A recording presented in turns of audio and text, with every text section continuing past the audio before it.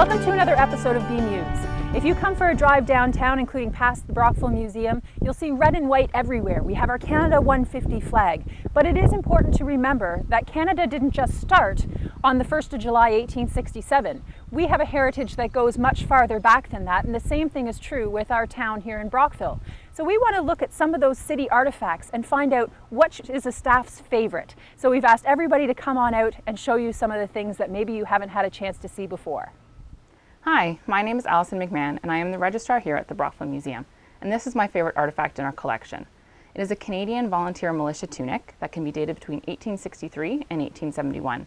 It's unique in the fact that it actually belonged to an ordinary private, as well as the fact that it was the first standard issued uniform given to the Canadian militia. I'm Amy Mackey, the Interpretation and Public Program Coordinator here at the Brockville Museum. My favorite artifact might be small, but it has a huge story. This medal was minted in honor of Tolford Hamilton Murray, who was a soldier who died overseas during the First World War. It was at Vimy Ridge that he lost his life, and all families who lost someone fighting overseas would have received a medal like this. They were often referred to as a death penny because of their color and the reason why they were minted. Tolford Murray's story goes beyond what happened to him in the First World War, and we're lucky enough to have not only his letters, his medals, but much of his story recorded, and it's one of my favorite here at the Brockville Museum. My name is Victor Kichkowski, and I'm the Community Engagement Officer here at the Brockville Museum. My favorite artifact happens to be this flag. What this flag is a house flag of Bayswater Shipping. Now, Bayswater Shipping was a small shipping company based here in Brockville, which ran from the 1940s until the late 1960s.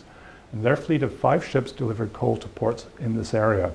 What's interesting about the flag is that the company's founders were of Scottish heritage. And if you'll notice, the flag is in fact the reverse of the St. Andrew's Cross, the flag of Scotland.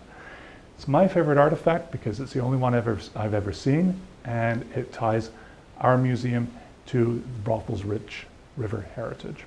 Hi, I'm Natalie Wood. I'm the Curator-Director here at the Brockville Museum. My favorite object in our collection is this Mountie hat. When we think of Canada, we think of the Mountie and his iconic hat. This particular hat was made right here in Brockville. Brockville was the first location outside of Philadelphia to have a Stetson hat factory, and we were the exclusive suppliers of these amazing hats that traveled across the country, including this one that was recently donated to the Brockville Museum.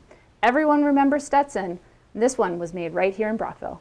So these were only 4 objects out of our entire collection of thousands and thousands of artifacts that help to tell the local story. Each of these has its own story about Brockville, the wider history of Canada, and looking at some of the different individuals and companies that have been in and around this area.